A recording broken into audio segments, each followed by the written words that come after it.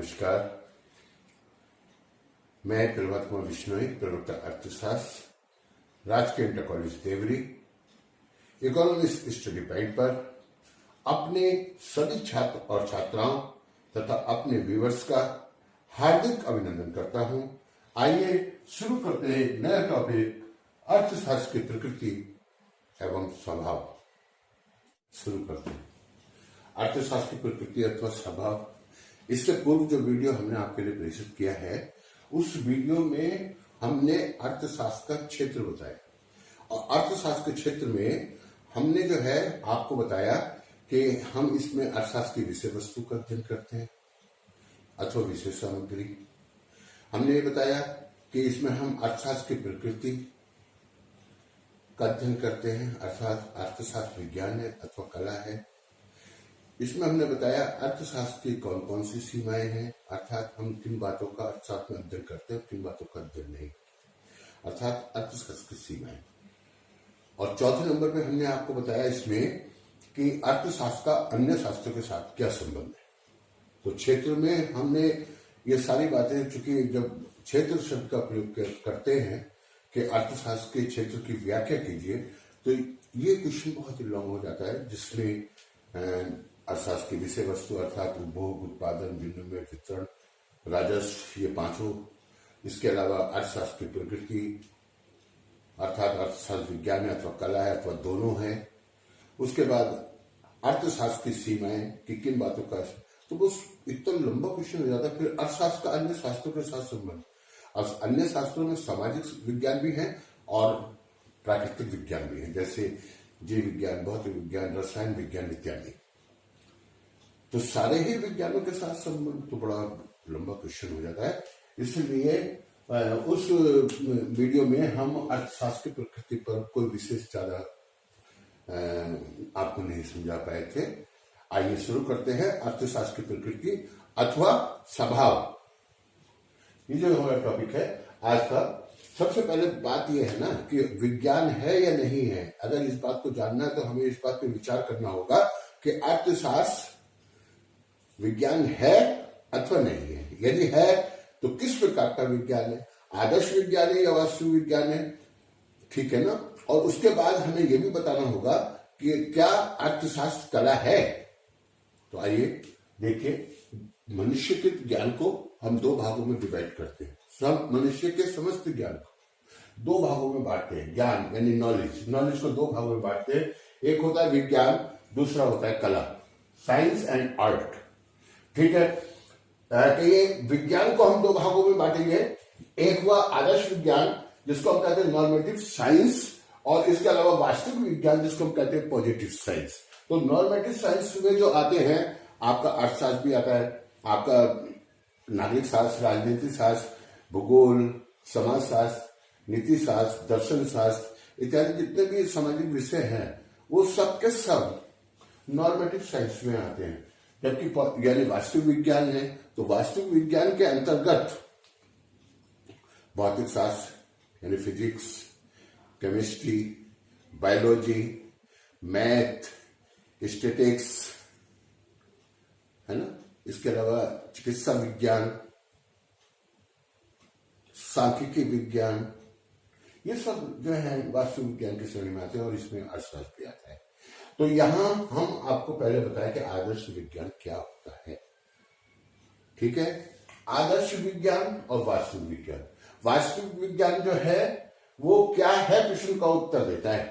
क्या है, what is, क्या है, क्या था, कैसा था, कहां था, क्यों था, यानी क्वेश्चन मार्क, इन क्वेश्चन का उत्तर देता है। जबकि आदर्श विज्ञान ये बताता है क्या होना चाहिए।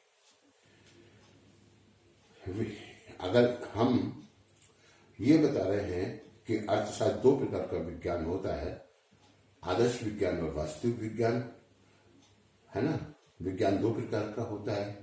तो यहां हम पहले आपको विज्ञान की परिभाषा देखिए।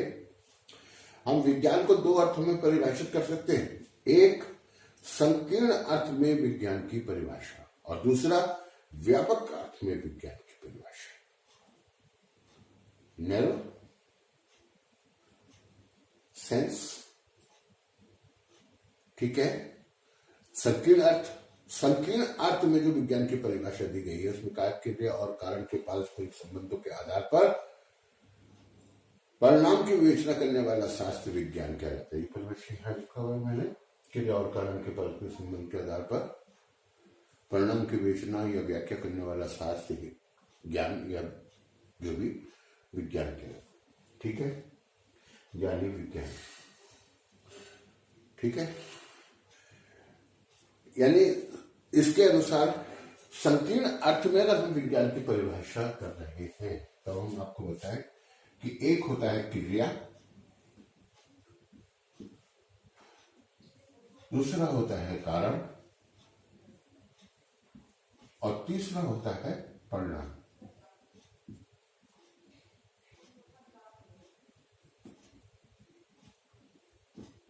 रिजल्ट। क्रिया और कारण के पारस्परिक संबंध के आधार पर परिणाम की व्याख्या करने वाला शास्त्र जो है विज्ञान कहलाता है। यानी कि कोई क्रिया होती है, उसका एक निश्चित कारण होता है और उसके फलस्वरूप जो परिणाम होता है वो भी होता है। ठीक है, जैसे किसी वस्तु को आसमान की ओर फेंके, आकाश की ओर, क्या होता है? वो वस्तु पुनः पृथ्वी पर गिर जाती है, जमीन पर आके गिर जाती है। कारण क्या है? यानी हमने क्रिया की, वस्तु को आकाश की ओर फेंका, परिणाम क्या हुआ? जमीन पे गिर गई। ठीक है, क्या यानी कि परिणाम हुआ कि जमीन पे गिर गई। कारण क्या था? पृथ्वी के अंदर गुरुत्वाकर्षण शक्ति है। ठीक है, यानी ये ग्रेविटी का जो नियम है उसके अकॉर्डिंग हुआ। तो इसमें क्रिया भी है, कारण भी है, परिणाम भी है। क्रिया, हमने किसी वस्तु को आकाश की ओर फेंका, परिणाम क्या हुआ? जमीन पे गिर गई। कारण क्या था? पृथ्वी के अंदर गुरुत्वाकर्षण शक्ति है। तो विज्ञान का ज्ञान जो है वो क्रिया कारण, जो अर्थशास्त्र का जो ज्ञान है वो भी इस प्रकार के नियम रखता है, इस प्रकार के सिद्धांत रखता है, जिनके बीच में क्रिया भी है, कारण भी है, परिणाम भी होता है। जैसे वस्तु का मूल्य कम होने पर उसकी मांग बढ़ जाती है, वस्तु का मूल्य बढ़ने पर मांग कम हो जाती है। ठीक है ना? तो मांग का नियम, मूल्य का बढ़ना घटना कारण क्रिया है और परिणाम क्या है? मांग का कम होना बढ़ना। ठीक है, लेकिन अर्थशास्त्र के नियम उतने शाश्वत नहीं है जितने कि कहिए विज्ञान के नियम होते हैं। विज्ञान के नियम सार्वभौमिक होते हैं, अर्थशास्त्र के नियम भी सार्वभौमिक है। जैसे सीमांत उपयोगिता ह्रास, सीमांत उपयोगिता ह्रास नियम है, जो कोई मनुष्य किसी वस्तु के स्टॉक में वृद्धि करता है, प्रत्येक बाद वाली वस्तु की सीमांत उपयोगिता अंत में अवश्य कम होती है। ये जैसे हम रोटी खाना शुरू कर दें, 1 2 3 4 5 6, तो अंत में हमारी जो रोटी के लिए सीमांत उपयोगिता है वो सर कम हो जाएगी, एक समय आएगा शून्य हो जाएगी, है ना? और उसके बाद भी अगर हम वो जारी रखेंगे तो वो ऋणात्मक हो जाएगी। ठीक है, तो ये नियम जो है मतलब प्रत्येक देश में, प्रत्येक परिस्थिति में, प्रत्येक काल में लागू होता है, लेकिन इसकी कुछ निश्चित मान्यताएं हैं, शर्तें हैं। तो विज्ञान के नियम कुछ, यानी कि विज्ञान के नियमों के साथ इस प्रकार की कोई शर्त नहीं है। लेकिन हमारे जो अर्थशास्त्र है, अर्थशास्त्र में कुछ शर्तें, कुछ यानी कि मान्यताएं होती है उस सिद्धांत की, जिसके आधार पर वो सत्य सिद्ध होता है। वास्तविक कथन वास्तविक विज्ञान में होता है, आदर्श कथन आदर्श विज्ञान। जैसे मनुष्य के साधन कैसे होते हैं? सीमित होते हैं। उसके साध्य कैसे होते हैं? अनंत होते हैं। ये वास्तविक तथ्य है। ठीक है ना? तो यानी वास्तविक विज्ञान निर्णयों की अच्छाई और बुराइयों की ओर संकेत नहीं करता है। ठीक है, आदर्श विज्ञान जैसे बेरोजगारी दूर होनी चाहिए, आय का वितरण समान होना चाहिए, तो यह आदर्शात्मक कथन है। चलिए, तो यहां पे मैंने आपको बताया संकीर्ण अर्थ में विज्ञान की क्या परिभाषा होती है। क्रिया और कारण के पारस्परिक संबंध के आधार पर यानी परिणाम की विवेचना करने वाला शास्त्र विज्ञान कहलाता है। विस्तृत अर्थ में विज्ञान की क्या परिभाषा है? विस्तृत अर्थ में विज्ञान की परिभाषा यहां हमने लिखा है, किसी भी विषय का क्रमबद्ध और व्यवस्थित ज्ञान ही विज्ञान कहलाता है। किसी भी विषय का व्यवस्थित और क्रमबद्ध और व्यवस्थित ज्ञान विज्ञान कहलाता है। अब जैसे अर्थशास्त्र का ज्ञान है, तो अर्थशास्त्र का ज्ञान क्रमबद्ध है। सबसे पहले उपभोग, ठीक है, फिर उत्पादन, फिर विनिमय, उसके बाद वितरण और लास्ट में राजस्व। क्रम से हैं। हमें उपभोग की आवश्यकता होगी, यानी उपभोग करने की इच्छा होगी, तब हम उत्पादन करेंगे। उत्पादन के 5 साधनों में प्रतिभाग करेंगे, भूमि, पूंजी, श्रम, साथ, संगठन। तो उत्पादन की क्रिया में प्रतिभाग करेंगे। जब उत्पादन होगा तो उसको बेचा जाएगा, यानी विनिमय होगा। जब विनिमय होगा तो उत्पादन के समस्त साधनों में जो शुद्ध उत्पत्ति है या शुद्ध आय है उसका वितरण किया जाएगा, अर्थात डिस्ट्रीब्यूशन होगा। और जब उत्पादन के समस्त साधनों को आय मिलेगी तो वो कर देंगे, राज्य को आय देंगे, राजस्व होगा। तो इस प्रकार अर्थशास्त्र का ज्ञान क्रमबद्ध भी है, व्यवस्थित भी है। तो यहाँ पे हम कह सकते हैं कि अर्थशास्त्र आइडियल साइंस है, ठीक है, आदर्श विज्ञान है।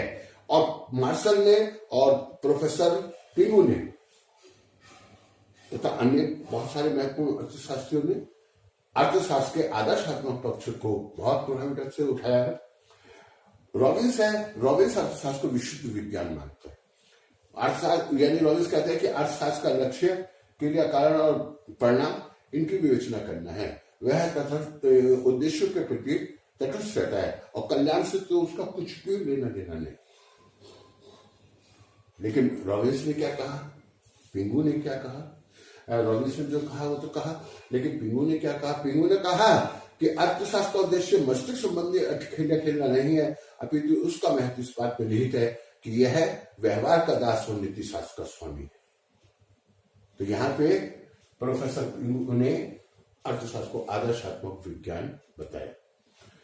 वास्तविक विज्ञान, अर्थशास्त्र जो है आदर्श विज्ञान भी है और वास्तविक विज्ञान भी है, क्योंकि वास्तविक तथ्य भी उसमें पाए जाते। कोई भी तथ्य है, वास्तविक हो या वास्तविक तथ्य हो, अब वो ये भी हो सकता है कि सत्य है या असत्य है। सत्य असत्य हो सकता है और उसकी हम जांच कर सकते हैं। विज्ञान के जो तथ्य हैं, वास्तविक तथ्य, उनकी ज्ञान विज्ञान की प्रयोगशाला में की जाती है। तो अर्थशास्त्र द्वारा जो वास्तविक तथ्य प्रस्तुत किए जाते हैं, तो ऐसे तो कोई प्रयोगशाला है, जैसे हमारे स्कूल में विज्ञान की प्रयोगशाला है, आपने हाई स्कूल की भी देखी होगी, फिजिक्स की यानी कि इंटरमीडिएट की प्रयोगशाला भी देखी होगी, ठीक है ना। क्या अर्थशास्त्र की भी कोई प्रयोगशाला होती है? अरे बिल्कुल यस, अर्थशास्त्र की प्रयोगशाला पूरा समाज है।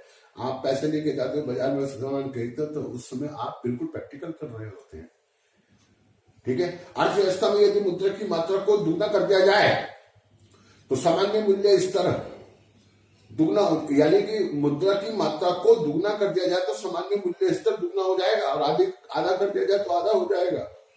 क्योंकि सामान्य मूल्य स्तर पी, आप बड़ी क्लास में पढ़ना इसको, एमए में, बीए में, पी बराबर होता है M V plus M dash V dash upon T. ये जो सूत्र है, ये मुद्रा की मात्रा, ये मुद्रा की चलन गति, करेंसी है ना, करेंसी जो आपके जेब में, मेरी जेब में नोट जो होते हैं, उसको कह रहे हैं मुद्रा की मात्रा।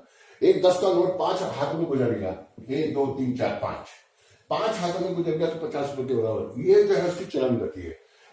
एम डैश, ये डैश लगाया मैंने, है ये क्या है? ये साख मुद्रा है, चेक, हुंडी यानी विनिमय विपद।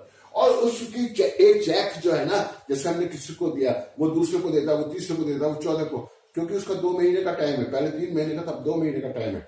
2 महीने में कभी भी कैश करा। अब मैंने किसी दुकानदार को एक चेक दे दिया अपना, वो अपने किसी अन्य यानी कि क्लाइंट को वो चेक दे देता है, ठीक है ना। वो चेक 2 महीने तक घूमता रहता है और मुद्रा की तरह ही कार्य करता है, इसलिए साख मुद्रा कहलाता है वो चेक। बिल ऑफ एक्सचेंज, विनिमय विपत्र बोलते हैं इनको, क्रेडिट, है ना। और इनकी चलन गति भी होती है। एक चेक 5 हाथों में चला गया, मैंने इसको दिया, उसने उसको दिया, उसने उसको दिया, और 1000 रुपए का, तो 5000 के बराबर कार्य कर रहा है। तो ये तो जो है मुद्रा की चलन, मुद्रा की मात्रा हो गई, ये मुद्रा की चलन गति हो गई, ये जो है मुद्रा की साख मुद्रा हो गई, साख मुद्रा की चलन गति हो गई, तीन व्यापारिक सूत्रों की संख्या हो गई। अगर सूत्र में हमें इन सबके मान ज्ञात हो, हम रखें मुद्रा की मात्रा को दुगना कर दो तो मूल्य इस तो दुगने हो जाएंगे। तो अर्थशास्त्र के जो सिद्धांत हैं वो, अब उनकी वास्तविकता को आप परख सकते हैं। बिल्कुल आप चलन में मुद्रा की मात्रा को दुगना कर दीजिए, देखिए कैसे मूल्य स्तर दुगने हो जाते हैं, महंगाई हो जाती है, आप चिल्लाने लगते हैं। क्यों होते हैं? मुद्रा बढ़ती है इसलिए महंगाई होती है।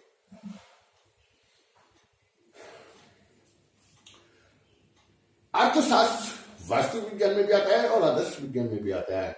देखिए ना, नोबेल पुरस्कार मिलता है आर्ट साइड का केवल एक ही सब्जेक्ट इकोनॉमिक्स, जिसके लिए नोबेल पुरस्कार है। पिछले वर्षों में हमारे देश के प्रमुख अर्थशास्त्री डॉक्टर अमर्त्य सेन जी को नोबेल पुरस्कार दिया गया। फिजिक्स के लिए, केमिस्ट्री के लिए दिया जाता है, गणित के लिए, बायोलॉजी के लिए दिया जाता है, साहित्य और ये शांति के लिए नोबेल पुरस्कार दिया जाता है। और इसके साथ अर्थशास्त्र के लिए नोबेल पुरस्कार की व्यवस्था है। अन्य किसी शास्त्र के लिए नोबेल पुरस्कार नहीं है। भूगोल के लिए, इतिहास के लिए, राजनीतिक शास्त्र के लिए, दर्शन शास्त्र के लिए, अन्य किसी शास्त्र के लिए नोबेल पुरस्कार नहीं मिलता है। इसी से प्रमाणित होता है कि अर्थशास्त्र वास्तविक विज्ञान है और आदर्श विज्ञान तो है ही। अगर हम नियम बनाते हैं, सिद्धांत बनाते हैं और उनको व्यवहारिक लागू नहीं करते, यानी कि अर्थशास्त्र है, यानी आर्थिक समस्याओं का यदि समाधान प्रस्तुत नहीं करता तो फिर वह बेकार है, किसी काम का नहीं। जैसे एक डॉक्टर है, एक डॉक्टर जो है वो मरीज को देखता है, मरीज को देखने के बाद उसको बताता है कि आपको ये बीमारी हो गई, इसके लक्षण ये हैं, इसका परिणाम ये होता है, लेकिन दवाई नहीं देता। ऐसे डॉक्टर का हम क्या करेंगे? किस काम का ऐसे डॉक्टर? हम निर्णय बना दें, हम सिद्धांत बना देते हैं और सिद्धांतों को लागू नहीं करने का कार्य नीति शास्त्रियों पर छोड़ देते थे, तो गलत हुआ ना। भाई हम बता दो बजट बनेगा, इस प्रकार से बनता है, ठीक है। बजट क्या है ना, बता दिया। बजट कितने प्रकार का होता है ये बता दिया। अर्थशास्त्री है लेकिन हम बजट नहीं बना रहे, तो क्या फायदा है अर्थशास्त्र? तो समझ गए होंगे। बेरोजगारी है, क्यों है, किन कारणों से है, ये तो वास्तविक विज्ञान बताएगा, ठीक है। निर्धनता है, क्यों है, ये वास्तविक विज्ञान बताएगा। क्या होती है निर्धनता, क्या परिणाम होते हैं निर्धनता के क्या स्वरूप होते हैं, लेकिन निर्धनता किस प्रकार दूर की जानी चाहिए, बेरोजगारी किस प्रकार दूर होनी चाहिए, आर्थिक विकास किस प्रकार होना चाहिए, बताएगा आदर्श विज्ञान। तो देखिए, हमने आपको पहले भी कहा है, आदर्श विज्ञान यानी जो है अर्थशास्त्र आदर्श विज्ञान भी है और वास्तविक विज्ञान भी है। तो ये दोनों ही प्रकार का विज्ञान है।